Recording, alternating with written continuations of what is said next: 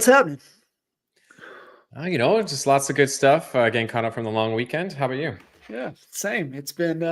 You know that obviously when you do what we do, it's most of we were on a walk with Leanne's youngest daughter. We were walking the dogs and just, Mom, why are you always on your phone? Why are you always doing this? Why are you doing that? And I'm smiling, and and she goes to explain, it's just, the business and kind of the business we're in. It never stops. You can create boundaries, but however, and I said, listen, when you own a business and essentially being in real estate, you own your own business. That whole, agent to CEO mindset. It's all timers. It is all the time. It never stops. And that's the trade-off. Right. And so it was just interesting to have that conversation, especially with the kiddos. But it was good yesterday to breathe a little bit, to get caught up, right. To spend that little extra time dialing in the plan for the week, dialing, obviously, beginning of the month, dialing in the plan for the month, and just kind of checking in, just making sure we're not drifting too far off course. Yeah, 100%. Absolutely. So, brother, let's unpack your story a little bit, because I think it is, important to just kind of understand, your real estate journey, for kind of the things that are on my mind that I want to pick your brain about as it comes to, the future and the accelerated growth, exponential growth in the real estate side of things, the teams. But also want to get into conversation around AI. I have not seen anybody operate as quickly as you are operating, incorporating AI into everything. See it in the team meetings. I see it in structure. I see it in agendas. I see it in workflows. So I'm excited to jump into that. But give a little context about your background and story. I think will give a lot more context to the conversation. Okay, great. So take it back from the beginning. Take it back to the beginning. Yeah, let's go. All right, let's go. All right.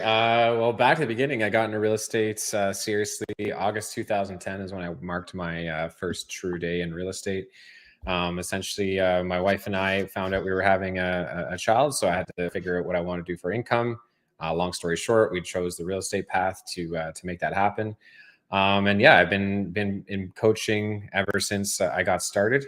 So my first coach, Gord Gary, and then the next coach was with Doug Thompson, and then I started working with you probably in my fourth year of real estate. Yeah. And we worked together for years and working together again. So I'm super excited and honored to have that relationship with you. So again, a lot of great people in my life to help me get to where I am. But during that journey, obviously some ups and downs. Century 21 started there, went to an independent brokerage for 10 years, ran our own independent brokerage for 10 years. Started with some partnerships. I worked with Blake and Nick, who became partners of mine. And then fast forward to today, just went through a 3-team merger where 3 team leaders came together. So essentially I got to use the experience I had in like creating partnerships and stuff like that to merge 3 big teams. And that merger is happening right now. So that's the quick version of the story. Quick down and dirty. Yeah. I think in what's crazy is that we weren't even seeking that angle, right? We weren't seeking a merger. We weren't even looking at that. And, for you kind of, maybe you've just been so heavy into it. I don't even know if you've had time to reflect on, how that all came to be, but obviously, it's an overnight thing, right? Like, it's been happening since 2010 when you got into real estate. But like for you, reflecting back on how that all went down, looking at what was done prior to put you in that position for that to, even come to you. Yeah, no, I did have some time to reflect on that. And I do believe it's the work that we put in together back in November of 24. So, before that, we joined Real, and then the first demo was we wanted to grow the community. So in 2023 to 2024, so May 2023 to May 2024 was essentially our first year. Within that first 12, 15 months, I did, I think, 13, 14 events. had over almost 1,000 agents come to our events, and I was just trying to, get our name out there, starting to add value to the community, and started to attracting agents through value to the real brokerage. And yeah, we had some success for sure. I learned a lot of lessons. But then really when we met in November is when you jump back in with us. It's like, okay, well, let's talk about the new vision and the new future and what that looks like. And really what we wanted to accomplish was 2,000 5-star real estate experiences and also build a community of 5,000 realtors. And then the way we did that is just by, every month, every day is like, hey, what can we do better to get there? And then essentially, as we were journeying along our track, we grew our community through delegation mastery, through our home value hub technology as well. We were growing our customer base in our community.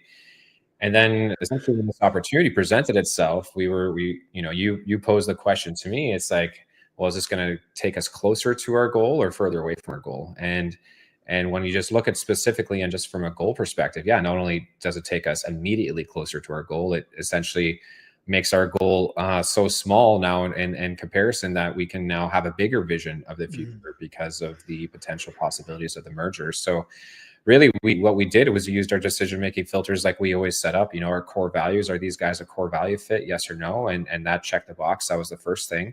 And then the secondary question we had to ask ourselves is, does this take us closer or further away to the vision that we have? And it definitely took us closer to that vision.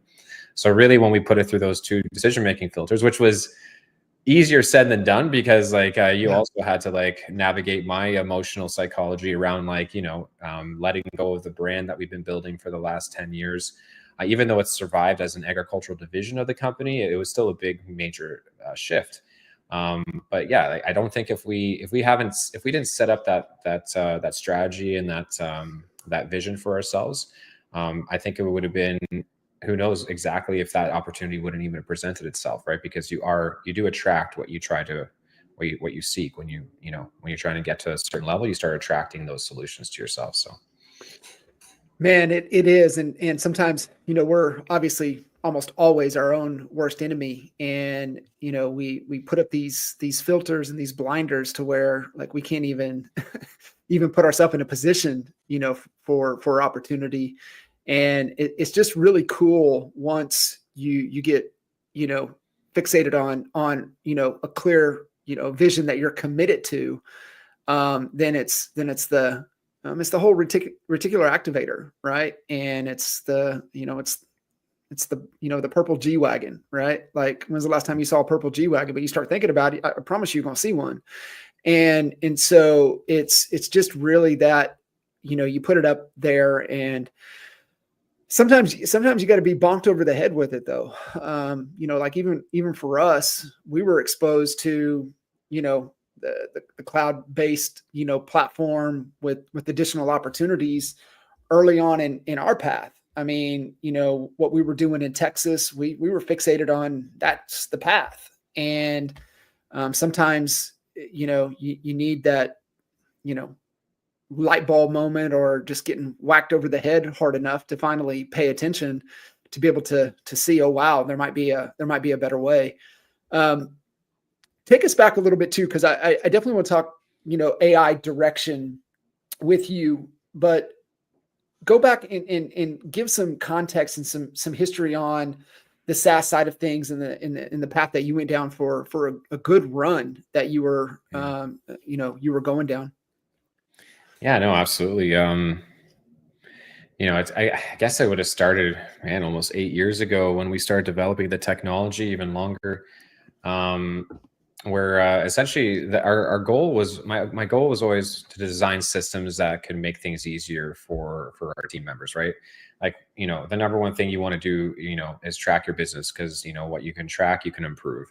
And I know that's a big pain point for a lot of people in their business. So how could we develop systems that tracking happens automatically so people can stay focused on what they are really, good at, which is making contact, building relationships, and adding value to clients, right? So if we can help, our team members focus on that, and we can alleviate all the analytics and tracking, so we can still have the data, so we can help our agents, pinpoint areas for improvement.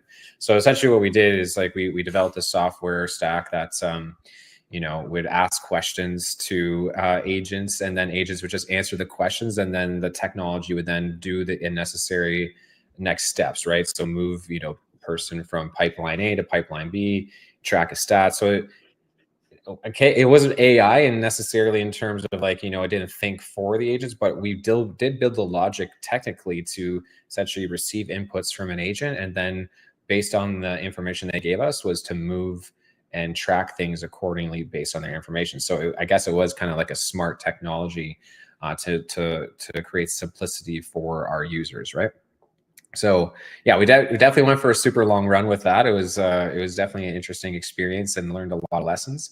And then from there, it just really progressed into just finding the best tools instead of building everything in house. Is like, how can we find the best tools that are currently available, but then create technology or APIs to communicate technology to technology, so we can don't have to worry about developing like the baseline, but we can essentially create the communication between the apps that were really important to us to then give us the information that we needed. So that's kind of the progression of that.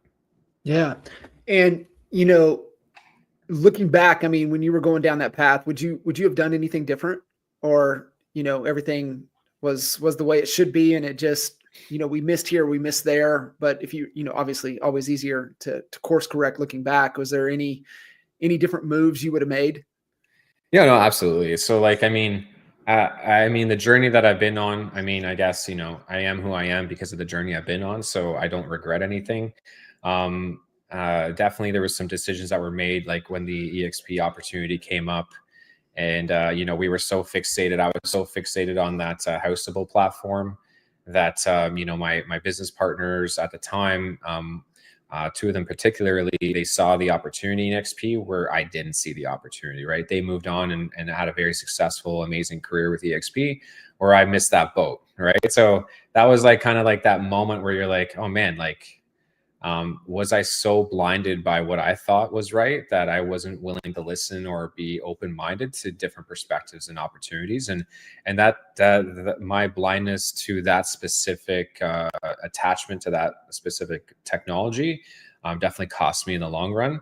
However, that being said, if I didn't go through that experience, I would never have found out about Real and then saw that as my second opportunity, right? It was like my second opportunity to jump into that exponential growth kind of tech brokerage. So yeah, I mean, it all came funny enough, it came full circle for me, but yeah, like, you do get caught in your own wind, and that's kind of where we were at with this merger. It's like, would this be another moment where it's like, hey, am I so blinded by what I'm currently doing that I don't see the opportunity that's in front of me to take us to the next level, right?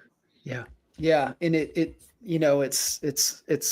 hard. And, the kind of preparing for, events and things coming up. And I was reading Eric from Whoosy sent me Rick Rubin's The Creative Act, a Way of Being, and he put a nice little earmark in here, right? And I was like, okay, what message is he trying to send? And it goes into a chapter called Great Expectations, and the piece in here is, remember that the outcome is out of your control. This isn't a matter of blind belief in yourself. It's a matter of experimental faith.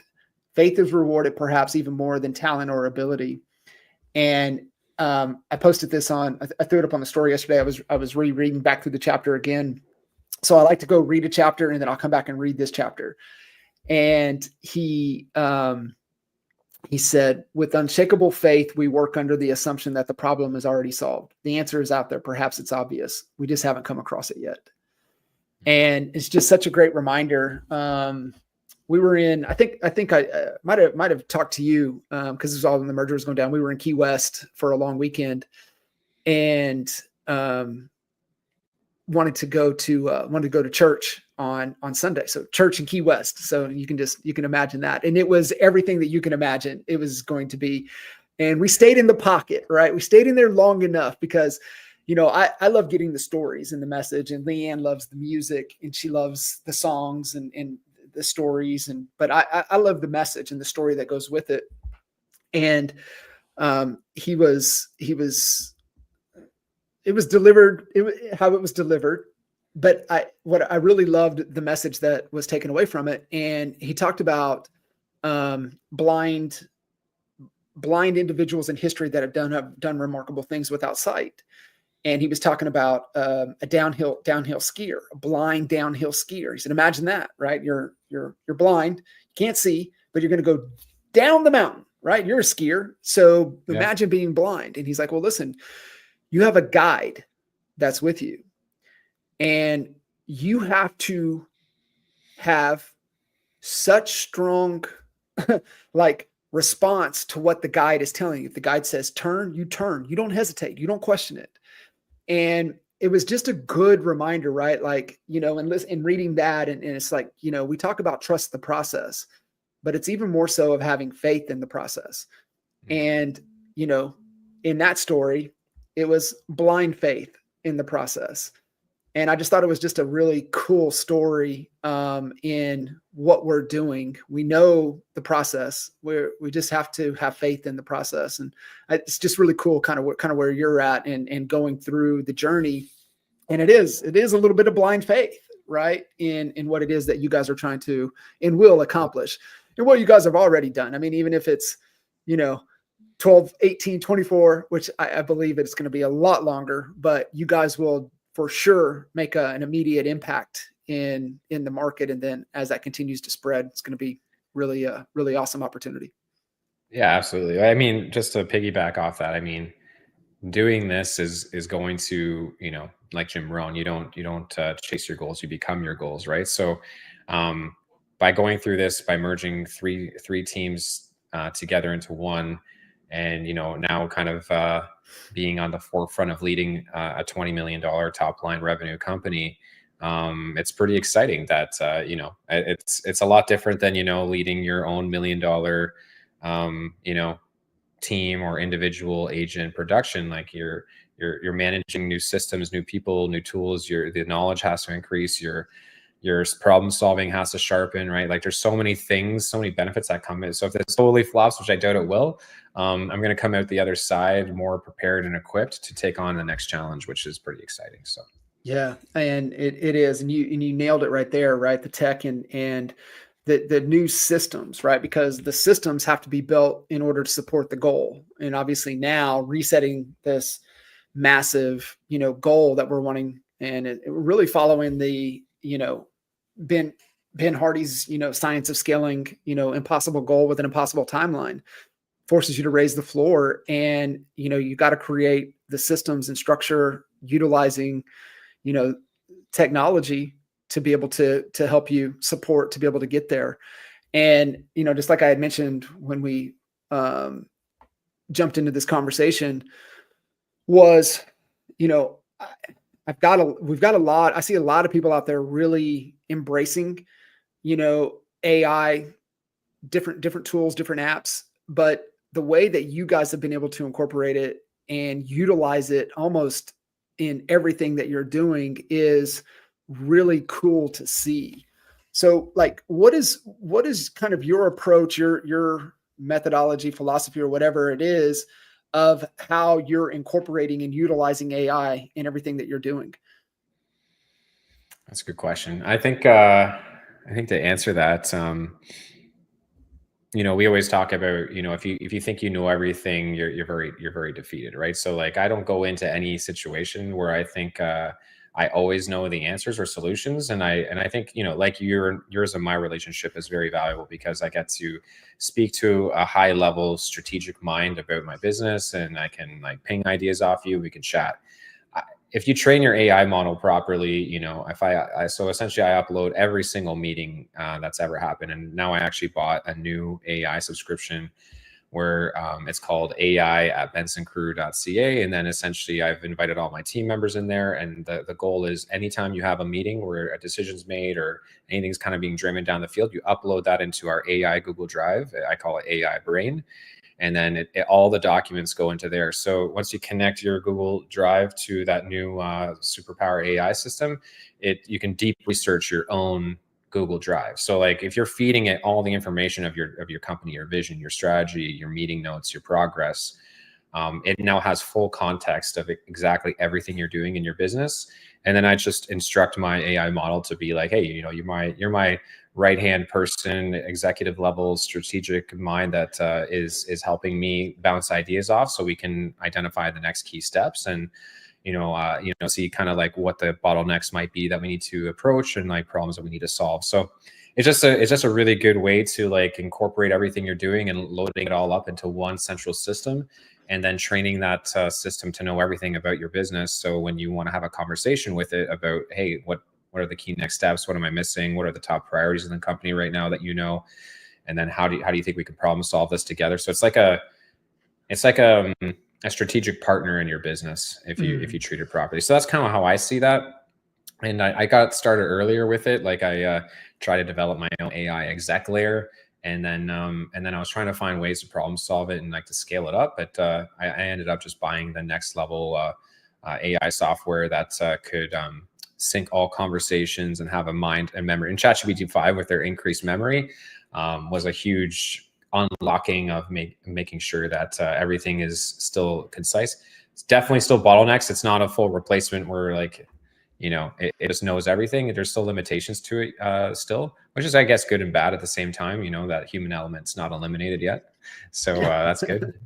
Yeah. And I think, just the conversations, especially around, when you're talking to other thought leaders and strategic thinkers, it just, it takes pain. It takes real world experience. It takes things to help you shape and navigate the way you think, and all the mental models, and a lot of that stuff you have to learn to know what prompt, what question to really pull out what it is you're really trying to solve and whatever you're trying to do. And then whenever it gives you, then you got to, do you have the ability to like, is this true? Right? Is this actually going to work? Like, let me run some scenarios and different things. So that's where I've seen it as, like you said, that thought partner that will challenge. But there's certain things that, if you haven't had a lot of real world experience or witnessed a lot of experience, or had the personal development required to be able to navigate and ask the right questions, it can maybe steer you down a wrong path real fast. Oh, 100%. Like sometimes the best part about it is like you're thinking through trying to solve a problem, and then it validates that the problem that you want, the way you want to solve it, was the right way. Because like, it'll give you alternate options. Like, hey, this is what I'm thinking. This is what I want to do. It has all the context of everything that we have done. And it's like, here's some alternate options. And then you push it and challenge it, and it challenges you back. And then it's like, okay, no, like this is the way that I want to do it. And I think this is the right way. And then, yeah, so like it's not always right. It's actually more wrong than it is right sometimes. So if you didn't have the experience and know-how, and like, it could definitely lead you down the wrong path for sure. For sure. I mean, a lot of confirmation bias, right? Like it'll absolutely, start telling you, hey, this is a great idea. I tell the AI all the time, and I even put it into the master prompt, right? So you can actually, in the settings, you can like train the AI, and it's like you cannot be you can't be a yes man. You're not just don't tell me what I need and what I want to hear. Just tell me what I need to hear, kind of thing. So just like this is the same with our clients, right? You got to tell them what they need to hear, not want to hear. So same thing. Don't just get confirmation bias, but it's getting better. But again, it's not a perfect system, not a perfect solution. It's more to kind of validate and help you like move faster, right? So one thing that it's definitely helped me with is like communication, right? Because I receive communications, and then for me to articulate, because like, I was just watching another video that most of our brain and decision making is still technically emotional. Very small sliver of it's logical. So if I'm responding with an emotional mind and I have a high emotion, sometimes the way my communication comes across isn't exactly how I want to come across. So for me, what it definitely helps me with is like, hey, this is what I want to say. Like, how do I structure and organize this in a way that someone else gets the information and removes the emotion out of it, right? So I use it all the time when my team gives me So for example, the other day, one of my operational leaders sent me a message about how they wanted to lead their team.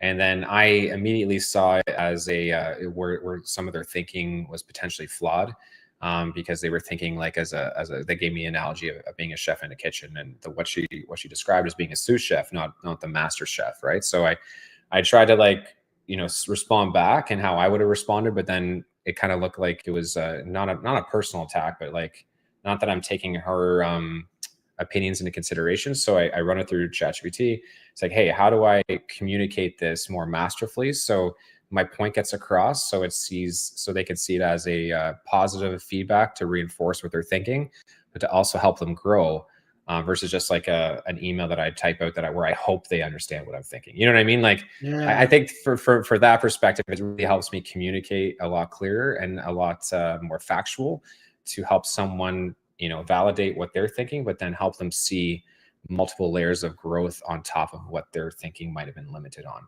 If that makes sense. No, I love that. Right. And I mean, that's part of our job as leaders is, effective communication. And have you, inside your master prompt, have you put like all of your working genius, your disc, all of the personality profiles? Do you have all of that built in there as well? No, mostly what I have is what our roles and responsibility is for each person. So when someone logs in and they tell them who they are, then it knows who it's working with. And then also what I have done in the past is like, hey, this is what everyone's role is. Here's like the four you helped me create the 4 leadership questions. And we essentially asked the questions to everyone about their leadership and what their roles are. And then we uploaded that. And then based on that, we were able to kind of reorganize the org chart to put people in their strong positions. So yeah, like I've used it for all that stuff. And then when I get that information, I'll update the master prompt, right? With the updated org structure, obviously clearly, because it's not really mine, it's the team's. I have my own personal one that I use, right? But then I have the team one, which I'm really just trying to train it to know, hey, here are strategic milestones, right? 2 billion in sales in the next 3 years. We want to get to 2,000 in the community. So like, and then I give it the BHAG. So BHAG and targets along the way. And then everyone's role and responsibility. So then that way it kind of knows where we're trying to push and trying to go. That's kind of how I've done it. Yeah, I'd be real curious. I know I haven't loaded all of my stuff in there. It's definitely, I've got to get that in there with the team as well, right? Because we use a lot of the working genius in who to include into what conversations and how to communicate and what not to push back on and what not to say, just because it'll be triggers. So like, I'm a WD, so my head's 30,000 foot in the clouds, but then I come down in that next phase with my discernment and I poke holes. So I know my weakness is that I'll come up with a bunch of great ideas, but I'll talk myself out of it, right? I'll be like, no, that doesn't work. That won't work. That's a bad idea. That's a bad idea. But there's also triggers for discernment people, right? Like when you question them, it's a trigger for them. So, knowing how to effectively, obviously I'm aware of it. So it's, I can move out of it fast, but I think, having that in there to be able to, help you communicate better with the understanding. I just see, I mean, it's limitless, right? Of what you're able to unlock and what you're able to do. But you said the key word for me, what I've seen, just in my experience through, strategic thinking through projects, thinking through, challenges and bottlenecks, is the speed in which you can work through things. I was joking with Kinder. I mean, we would leave ideas up on the whiteboard for months that can be cleared in half an hour, right? Mm-hmm. And it's I think speed, being able to execute at that. Unpack a little bit here with this.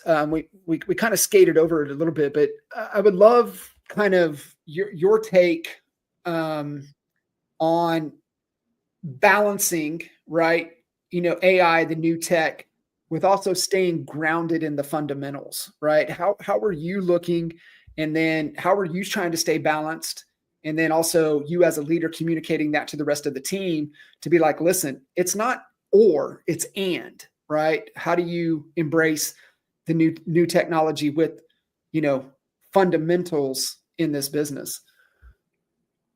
Yeah, I just need a little bit more clarity on the question. So how do I embrace new technology while Well, keeping the real how estate? do you balance Yeah. it, right? How do you like not lose sight where you gravitate over to all the tech or avoid the tech and just stay grounded in the fundamentals, but how do you embrace, balancing the two?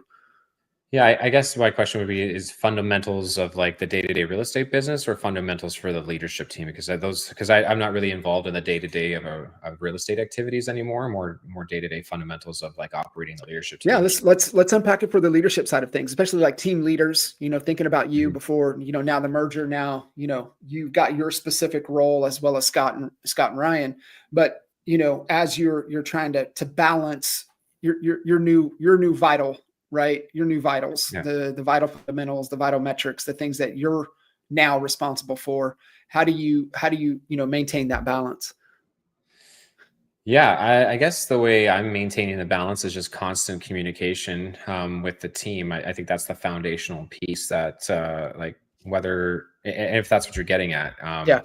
like essentially what I'm doing is like, we have our leadership meetings every Friday, and then we have our check-ins every Wednesday, and then we have our leadership chat on Slack. So, all the key priorities that we're identifying on Friday, I'm not just relying on AI to like tell us what to do and then do it all for us, because it's not a good execution expert. So like so I use AI to like bounce ideas off, help me with communication and create clarity, and be more an effective leadership, where I might, be able to self-assess myself a little bit more, but then I still have to bring that back to the real world, because not everyone's as plugged in as I am. So, most of even the leadership team is not using the AI as much as I am. I think I use it probably 10 times more than everyone else still, but so that still gives me the opportunity to bring it back to more traditional style execution, where we're, meeting on Fridays, setting the new priorities for the next week, checking in midweek, but then also making sure communication is super high. And then fundamentally on a leadership scale, like we still need to build out the org chart to like plug holes. So, you and I and the team, we were looking at our next key hires before we even made this merger, and one of those was a project manager, right? Mhm. So the reason the project manager was really important and vital, especially now, is because, all those ideas that you had on the whiteboard, right? If like we actually had a legitimate project manager, so Yeah. it's like that's her job, literally monitor the Slack channel of the leadership team, jump on every single strategic leadership meeting. So that's like the department heads, but then also jump in on every department heads meeting. So VP of sales, so jump in with Nick, Blake, and Ryan, talk about all the priorities you got for the sales team. Jump in with Tanner, see what's all the priorities in the marketing team, right? Drop in with me, and we talk about finance and strategy. Like, what are all those things that we're working on? And then someone is their only job is to capture all those ideas, work on organizing them, and making sure that everyone has an accountability, like who is accountable to the task, when is it getting executed by. And that hire has been a game changer, right? So it's just Yeah. because now you're removing yourself as the leader of that meeting, or for me anyways, being the leader of the strategic leadership, where I want to make sure I check in with everyone and hold them, not hold them responsible, but remove any obstacles that are in their way to get things done. Now I'm not like spending, an hour after the meeting, like, okay, who said they were doing what, and organizing it. I can get back to what I need to do, which is execute on my priorities. And then, and the team is just getting super clear on what they need to execute for their priorities. So that's kind of like how I keep it, Yeah. balanced, right? It's not Man, just, you can't just run it with AI. So yeah. people are still very important. Very, very important. And what a critical component, right? Because when you look at any endeavor, there's only three things that matter. You got the idea person, people that are bringing the ideas. You got the execution of the ideas, but you got to have somebody to manage the ideas. And by definition, if you're doing all three, then you're a solopreneur. And had the same conversation with Durbin here in. I was like, bro, who brings all the ideas? He goes, me. I said, he was just overwhelmed, right? He was at capacity, he was beyond capacity. And you could just see, right? It was just wearing on him. And I was like, bro, there's only three types of people. Like, we got to make an adjustment here. I said, who's bringing the ideas? Me. Who's executing the ideas? Me. Who's managing the ideas? Me. I said, do you see the problem? I said, you are the number one team at EXP in the state of Pennsylvania, and you are a solopreneur. let that sink in for a second. And, it was that level of awareness, then started making changes and getting things off his plate. The project management side of things, you do not need to, if you are, especially the idea, and you're responsible for ideas, responsible for relationships. So it's just a critical piece. And, obviously, starting out, we try to, navigate for what we can, right? We want A players based upon the price range, the salary cap, this, the size of the business. But where you guys are at, you needed to make a world-class hire for the size that you did. And, she's been a game changer right out of the gate, right? To be able to help manage those priorities. Well, I think another thing that is super awesome about this role is that, everyone's got ideas, right? Everyone's got ideas, and what happens when you don't get that idea out, it just stays in your brain. You're like, okay, who do I need to give this to? Or you start working on it. So like, someone fired a question about, vertically integrating the sign install system into our business, right? And like right now we have the 3 main priorities, which is operational optimization, follow-up boss integration of the 3 teams so we can get the lead gen properly distributed. And then the third one was brand launch, right? So those were the 3 key priorities. And then, someone threw the a wrench into the leadership chat about like, hey, like, what's going on with sign installs? And wanted to make it a big priority. And I was like, hey, well, I just tagged at Sasha, toss that into the backlog. And then I just said, hey, when the time is right, let's look at this from a strategic perspective and see if it makes sense to integrate it or check out under other vendors. So the beauty about that is, that person now feels confident that they were heard, because they need to be validated that was heard, because that puts out the fire, keeps the whole operational team still okay. They threw this wrench into the middle, instead of the whole operation team going like, okay, we got to solve this problem, because them. If a high level person in the company throws something into the middle, they'll try to get after it to make everyone happy. But by doing this, it's like essentially it does a couple things. It validates that person that they were heard and that it's going to get taken care of at the right time. And then it's also kept the execution team on focus to make sure that they're not taking their ball off their existing priorities, because that wasn't more important than what we were currently working on, right? So that's the thing, is like, hey, we only have this much capacity. If these 5 things coming up, the number one question is, well, is this more important than what we're working on right now? And if it is, why? And if it's not, then let's slot it for a time where we can solve it. Otherwise, we're just going to be chasing our tails all day. And that's obviously a mistake we used to make in the past, right? Where it's like, oh, shiny object, new thing. Okay, let's try to solve it right away. And then nothing gets done because we, instead of focusing on just buttoning up the top priority, we just opened up 5 new priorities while trying to button up the top priority. Yeah. So. Yeah, it is. And is she utilizing like the ICE format, the scoring tracker for ideas, the impact, and you can grade it, right? So like you want to encourage your team to bring ideas to the table, and it's like, okay, let's grade it, right?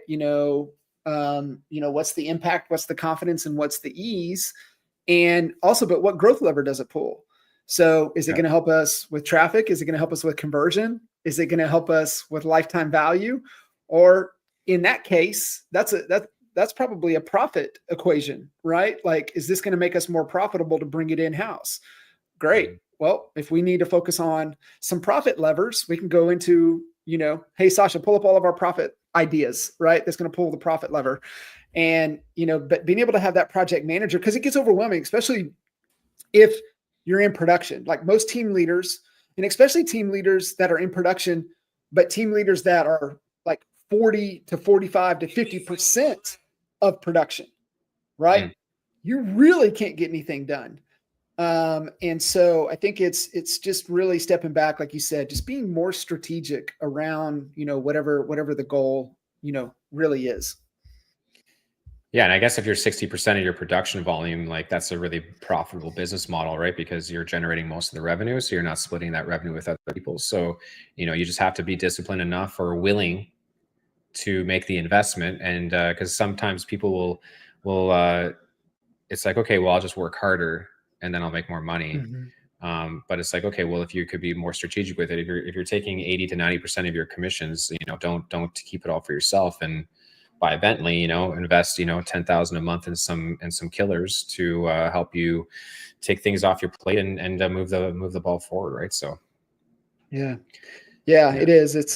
It really is you know, when you can get the actual framework to the game, it makes the game so much more fun. Well, I just like with myself, like with Scott, I've never dropped $100,000 on a flyer drop, on just one flyer drop. It's like, okay, we're gonna spend $100,000 this month on dropping flyers, and we're gonna make the phone ring like crazy. It's like, okay, I've never done that before, but I'm trusting him that he's able to do that, and that's the cool thing about being in partnership with different people that have different experiences and have a Mhm. different superpower than you. So Yeah. he knows what that's going to bring. I don't. So, but if we trust each other, speed of trust, Stephen Covey, if you don't trust your leader, if you don't trust the people you're working with, you probably shouldn't be working with them. But no, I'm really excited to, bring what I can bring to the table. Instead of trying to like step in Scott's lane and say, oh, that's not how I've done it before, so therefore we're not going to do it that way. It's like he's going to let me cook in my lane. I'm going to let him cook it in his lane. We're going to let Ryan cook in his lane, and that way, that's the whole point of it. So we can all like do more together versus Mhm. just continue to bottleneck everything through one decision making tree. Yeah. But yeah, that's cool about Sasha too. Is one of the key requirements was a ClickUp expert, so she knows how to do project management at a high level, and then also she's also an EOS expert. So Gina Wickman, so rocket fuel and EOS. So she's got those things. So like now you have someone in the organization that can speak the same language as like the leader that's trying to get things done with. And now we could prioritize and execute, which I'm pretty excited about. It's I feel like we're extremely organized now. Yeah. Yeah. She's really, not only project manager, but she's really in that integrator lane, which 100%. Can really help, speed things up for sure. Yeah. Brother, I appreciate you carving out the time. I know you got your hands full with the launch and being able to jump in here, and definitely always a wealth of knowledge and being able to guide, especially at the forefront. You've always been at the front of the bell curve with pushing, the optimization, like you said, of the systems, of the operational side of things, heavy, leaning on tech and that tech stack to help you execute at the highest level possible. I appreciate it. Well, it's a lot to do with your guidance as well. So obviously, it's not all on me. So. Well, I appreciate you, brother. Guys, make sure stay plugged in with Steve and the Benson crew. They are down a very exciting path, very exciting journey, and looking forward to things to come. Brother, appreciate you. All right. Appreciate it. Thanks. See ya.